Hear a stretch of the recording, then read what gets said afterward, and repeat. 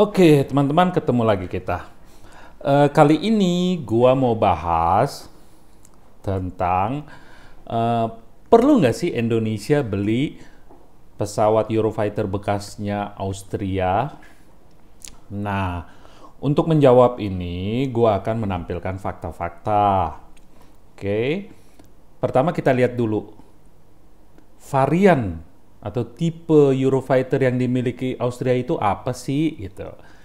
Nah, ini kan kita lihat di sini Austria ready to sell Eurofighter Typhoon to Indonesia. Nah, ini foto. Kita lihat fisik aja ya. Di sini kosong. Ini yang gue tahu ya, yang dari tampilan fisik ya kita lihat ya. Di sini kosong. Nah, padahal di varian terbaru Eurofighter di sini tuh ada infrared search and track. Dan selanjutnya yang gue tahu di sini ada beberapa kekurangan atau masih harus ada di upgrade tambahan. Di sini aja rudal yang dicantel ini rudal untuk jarak dekat. Nah, yuk kita lihat lagi pernyataan. Nah, di sini kan Australia want to offload its unwanted Eurofighter Typhoon on Indonesia. Oke, kita lihat di sini nih ya. Kementerian Pertahanannya Austria sendiri itu komplain ini yang utama nih, yang ini ya, yang ini lack of certain critical capability. Nah, kekurangan kemampuan kritikal apa aja sih ya? Itu ada pirate infrared sensor, jadi sensor infrared ya, search and track. Oh, itu penting banget di zaman modern saat ini. Kemudian helmet mounted display. Iya, jelas dong. Ada helmet mounted display akan memberi keuntungan buat pilot pada saat lagi combat. Kemudian Eurodas belum ada. Ini untuk satu kesatuan fungsi yang ditambahkan untuk meningkatkan kemampuan self defense dari pesawat itu sendiri ya, kemampuan pertahanan diri. Kemudian ini juga yang vital banget, tidak ada beyond visual range air to air missile. Jadi misil yang dipakai itu baru cuma yang jarak dekat. Ya mampuslah kita kalau kita ketemu musuh masih dalam jarak jauh, kita udah ditembak oleh musuh, kita udah terbirit-birit, kita belum bisa nembak musuh. Oke. Nah, kita lihat satu-satu. Apa sih itu pirate infrared atau pirate infrared? Nah, ini yang tadi gue bilang, jadi itu infrared search and track ya. Itu malah di Indonesia aja ya, Sukhoi 27 aja udah punya. Gitu. Jadi malah di sini yang di Eurofighter ada beberapa mode ya, ada multiple target tracking, ini terutama untuk musuh yang lebih dari satu, terus single target track ya, terus slave acquisition ini juga penting. Jadi kita lagi manuver, pesawat kita moncongnya sedang kita manuver menghindar, umpamanya kita juga ditembak, tapi kita masih tetap bisa mengunci dan menembak setiap saat, walaupun pesawat kita moncongnya tidak ke musuh gitu, karena kita sedang bermanuver menghindar. Selama kita masih mempertahankan gimbalnya, masih mempertahankan dalam cakupan area sensor infrared itu. Nah, infrared ini penting, terutama pada saat kita pendekatan. Jadi umpamanya early warning ya, pesawat early warning ngasih tahu nih, ini ada pesawat tidak dikenal, tidak respons, itu terbang di koordinat sekian. Nah, itu pilot bisa terbang tanpa menyalakan radarnya. Karena apa? Kalau dia nyalakan radar, nanti radarnya itu ngedetek musuh. Nah, ketika gelombang radar atau radiasi radar itu kena bodi pesawat, itu nanti RWR-nya, radar warning receiver-nya itu kan nyala, bunyi, musuh bisa tahu, oh ini ada spike, oh dari arah jam 9, dia bisa kabur, atau dia udah bisa siap untuk perang dengan kita gitu. Nah, tapi kalau dengan pakai infrared search and track, itu musuh nggak tahu, jadi kita menuju ke ngikutin arah dari yang dikasih tahu dari early warning, pesawat early warning. Terus kita nyalakan infrared search and track sampai nanti begitu kedetek, kita udah bisa deh tuh kita track dia, bahkan kita lock, bahkan kalau udah masuk dalam, kalau kita mau nembak, begitu masuk dalam jarak tembak kita bisa tembak. Nah, pada saat itu musuh nggak akan tahu, karena dia RWR itu cuma mendetek gelombang radar, tidak mendetek sensor inframerah, ya, inframerah yang menyensor. Jadi gitu, jadi kita bisa datang tanpa musuh tahu, bahkan kita menargetin, bahkan menembak tanpa musuh tahu. Itu kelebihan dari infrared search and track. Yang satu masih belum tahu, kita udah hancurin temannya. Ini ya keunggulan teknologi infrared search and track. Ya, Fox 2.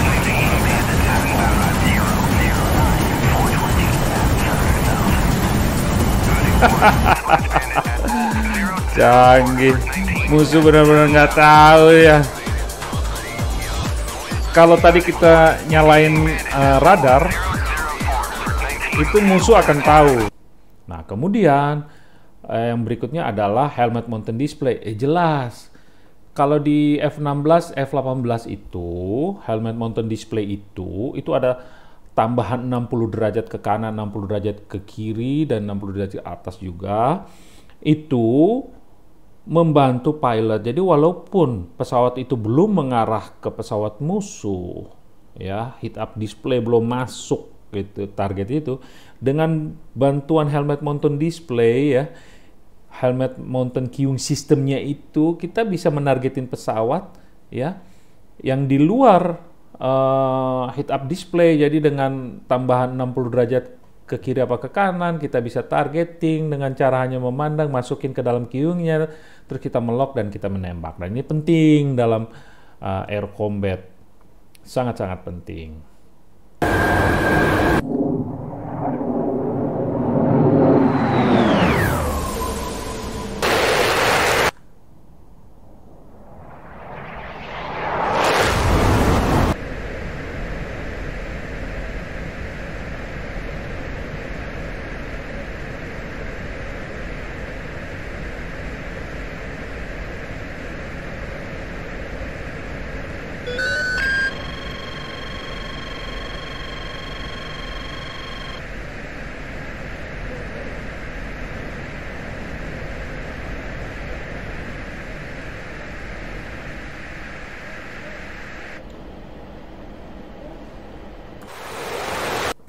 Kemudian Eurodas, tapi kita bahas dulu ini. Beyond Visual Range Air to Air. Iyalah, kalau namanya BVR, Beyond Visual Range, itu di atas 10 nautical miles. Sedangkan within visual range itu di bawah 10 nautical miles. Nah, rudal-rudal seperti Sidewinder itu daya efektifnya di bawah 5 mil, 5 nautical miles. Biasa ditembakkan tuh ya 3-2 nautical miles gitu loh. Jadi jaraknya memang sudah dekat banget. Bahkan kita udah bisa lihat itu pesawatnya.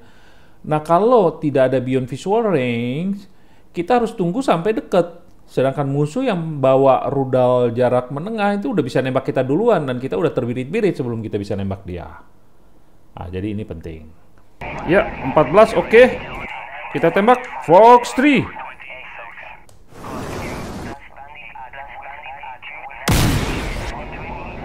Oke, reduce speed sambil kita perhatiin kenapa enggak.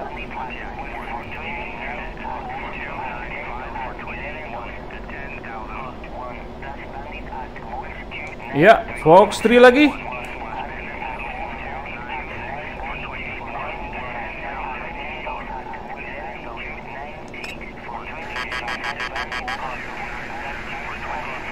Wah, kena ya. Oke, nice. Splash Bandit. Kemudian Eurodas. Eurodas itu apa sih? Eurodas itu ya, atau disebut juga Praetorian Evolution. Itu adalah nih ya, Praetorian Das. Itu satu kesatuan fungsi tambahan ya yang ditambahkan ke pesawat untuk meningkatkan kemampuan pertahanan diri. Apa aja? Itu ada laser warning, ada flare launcher, chaff dispenser, missile warning, wingtip pod, for ESCM, tow decoy. Detailnya tuh di sini. Jadi apa aja itu apa namanya Praetorian DAS itu pertama ASM RWR, Electronic Support Measure, kemudian Radar Warning Receiver. Kalau di Sukhoi 27 Indonesia F-16 itu cuma RWR. Nah, di sini dia ada tambahan yang Electronic Support Measure. Jadi kalau pesawat kita kena radar musuh, radar dari bawah, dari pesawat, itu nanti RWR-nya itu bunyi dengan ngasih tahu, oh ini ada spike. Tapi di Eurofighter ada tambahan juga Electronic Support Measure itu, ya. Dan dengan RWR itu dia mengcover 360 derajat keliling dengan akurasi better dari 1 derajat azimut. Gila, presisi banget. Dan dia juga yang Electronic Support Measure itu bisa juga mendetek radio frekuensi dari sumber-sumber di luar, plus juga dia bisa mendetek adanya data link system di sekitarnya, dan itu sangat membantu untuk identifikasi, bahkan untuk identifikasi target, dan bisa menempatkan posisinya supaya posisinya aman, apa dia harus terus atau dikabur gitu. Nah, kemudian ada laser warning receiver, ini penting. Jadi kalau pesawat ditargetin dengan penuntun laser, bisa tahu nih pilotnya, ya udah deh kabur aja gitu kan, menghindar gitu.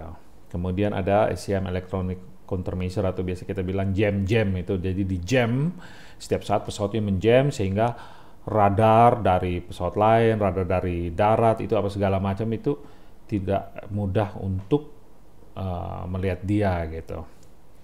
Paling sampai udah deket banget baru bisa nangkap, atau tidak bisa melok kalau itu radar dari misil yang mau ditembakkan.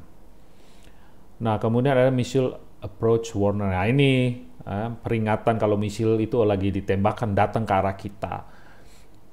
Dan ini bahkan 360 derajat sekeliling kita. Ini penting, jadi pilot bisa tahu, aduh ada misil datang, dia bisa menghindar. Biasanya dia manuver defensif, dia dive ke bawah, dia terbang rendah. Kalau ada perbukitan, dia berusaha lari ke perbukitan supaya bisa sembunyi gitu ya, terputus dari targeting misil tadi itu ya, penargetan misil tadi itu. Nah, itu missile approach warner. Kemudian ada counter missile dispenser. Nah, counter missile dispenser system ini ada dua, ada chaff, ada flare. Chaff itu biasanya untuk mengacaukan sinyal radar. Jadi untuk misil-misil yang dituntun radar itu pakai chaff ya. Jadi biasanya dia malah larinya ke chaff, nembaknya bukan ke pesawat. Sedangkan untuk infrared missile atau heat seeking missile itu pakai flare ya untuk menipunya ya. Nah, kalau yang di pesawat Eurofighter ini malah bisa yang di set otomatis ya. Jadi kalau pilot mungkin saking dia lagi kena G-force, lagi panik, dia lagi manuver, dia nggak lepas secara manual, itu bisa otomatis lepas. Dan kelebihannya itu kalau otomatis itu dia bisa tahu nih, ini misil yang datang ini misil penjajak radar ya, yang dituntun radar ya, yang dilepas chaff. Kalau ini heat seeking missile yang dilepas flare gitu, jadi nggak buang-buang gitu. Kalau gue main di CS aja karena kalau udah panik gue lepas dua-dua tuh, karena nggak tahu yang datang itu apa gitu. Kemudian yang terakhir dari teknologi Eurodas itu adalah tow radar decoy. Jadi dari sini nih nanti dilepas, dia akan terulur gitu, decoy sepanjang 100 meter. Nah, biasanya decoy-nya juga melepas chaff sama flare gitu ya. Chaff, sorry, bukan flare, chaff ya. Itu untuk menarik perhatian misil. Ini tow radar decoy ini terutama untuk misil-misil yang dituntun radar ya, penjajak radar. Itu dengan harapan itu misilnya yang ditembak decoy-nya, dia meledak di decoy-nya itu sehingga pesawat aman. Dengan jarak 100 meter lumayan aman. Jadi itu adalah teknologi Eurodas ya. Nah, balik lagi ke Austria, itu Eurofighter yang punya Austria itu varian atau tipe apa sih? Gitu, kita lihat. Ya, ini kan kalau di atas ini Austrian Air Force. Nah, kita ke bawah aja, langsung nggak usah baca semuanya. Nah, kita ke inventory. Di sini Eurofighter Typhoon-nya Austria itu ternyata variannya atau tipenya yang Trent 1. Trent 1. Nah, kita lihat tren 1 itu apa sih? Tren 1 itu Initial Operational Capability, Basic Air Defense Capability, Air-to-Air Capability. Ini adalah pesawat dengan kemampuan yang dasar banget. Ini kayaknya pesawat yang masih dengan kemampuan bawaan setelah pengembangan. Karena pengembangan itu biasa pesawat dikembangin itu terutama untuk lihat kemampuan manuver. Ini kan dia pakai sayap delta dengan kanat di depan, kemudian double engine, dilihat kemampuan. Itu pengembangan terutama untuk manuver, kemampuan terbang, dia punya daya tahan apa lain. Jadi perangkat-perangkat warfare-nya itu belum lengkap. Warfare-nya itu. Nah, di Tranche 2 itu baru udah ada tambahan untuk ini Beyond Visual Range. Jadi udah bisa menembakkan AIM-120, Iris gitu kan. Malah yang di Blok 15 ya, Tranche 2 yang Blok 15 baru bisa menembakkan Meteor. Meteor itu rudal Beyond Visual Range ya. Saingannya AIM-120 tapi diklaimnya lebih bagus gitu. Nah, kalau di Tranche 3 itu yang penting kalau buat gue itu terutama udah pakai radar AESA. Ini penting banget. Kenapa? Kalau kita punya radar yang bagus, yang kuat, yang presisi, kita udah bisa tahu musuh, kita tahu dia ada di mana sebelum musuh tahu kita. Kita udah bisa nembakin dia dulu, musuh terbiri-biri sebelum dia mampu nembak kita. Sehingga kita bisa dikte terus. Nah, ini penting. Gitu. Nah, yang punya Australia itu ternyata Tranche 1.